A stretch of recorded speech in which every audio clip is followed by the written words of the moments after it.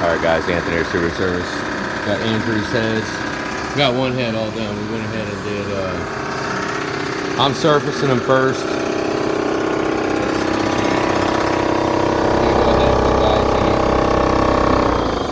Got guides everywhere, but here, look.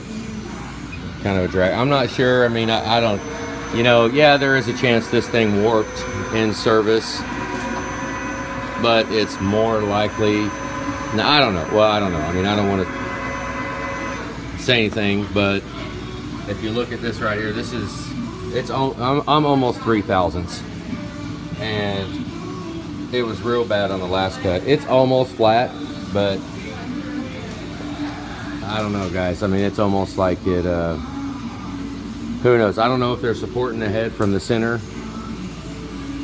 I've got stops that it sits on, and then I let it relax and sit there and then bolt it down.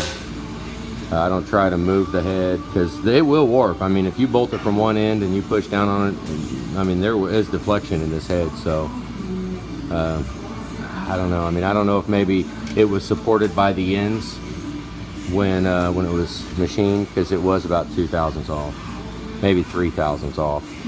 Hang on, let me adjust this. I'm not using, I figure I'd make a video, but hang on. Okay, I set it up. I've taken about half a thousandths off right now. I don't know if you can see it. You can see it pretty good there.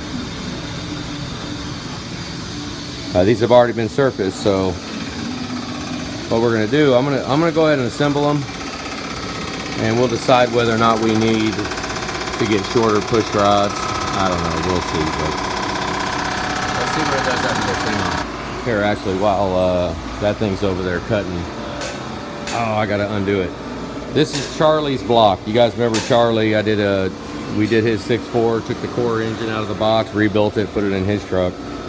This is Charlie's block, and it took every bit all the way to 20 thousandths to clean that sucker up. I went ahead and honed it so we could order pistons, because the next truck coming up is going to be Ryan's truck. Let's see. Ryan's truck is next. That is that big old. And that's this big old son of a gun. It's got 22 5s on it. It's a big old bastard. But yeah, it's got freaking, where's it at?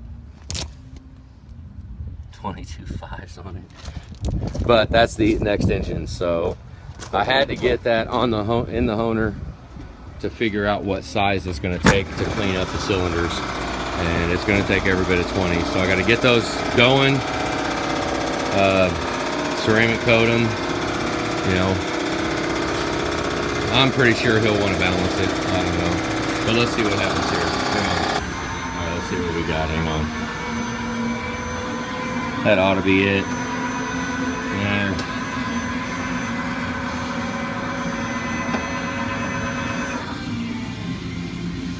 Man, I don't know. This is the one that blew right here. This is the head where the head gasket mostly blew on. I'm gonna go ahead and just do a dry pass here. Let's see if I can get any more. See if my cutter's pushing across. It might be getting a little worn. I don't know. But let's see if it'll clean up a little bit better around where the fire ring goes. All right, if it wasn't for the fact that it blew, I'm not liking that line right there. So I did like a quarter, listen, almost nothing. That's just barely touching it.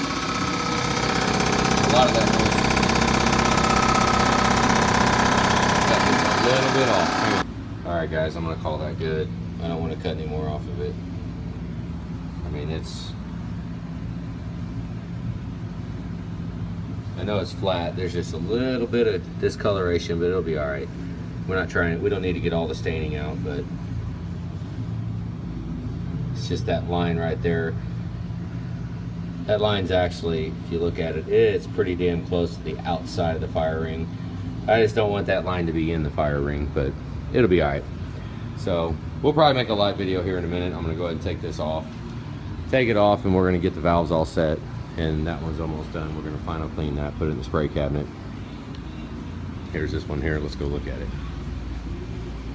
This one, we had to recess some valves on it. So what we've got. We're just cleaning the valves up, seating them all, lapping them in, making sure they're good. And once that's all done, we know that they seal up, because I put guides in it, so it's kind of touchy. You know, those guides really needed to be straight, and if they're not perfectly straight, then we run the risk of having to cut a bunch out of the seat to make the seat match where the guide's at. So we're walking a tightrope with these valves here, that's for sure. I want to cut just the bare minimum out, because they've already been cut. So, you know, we don't have a lot of room to play here. I mean, we could cut them all and put all new seats in, but you know, there ain't no need. I think we're gonna make it work. I got all the recessions over there set. Luckily, some of them were a little light, so they're about 25 thousandths is where the recession is set after surfacing, which I'm happy with that. That's freaking good. So I haven't checked deck height yet.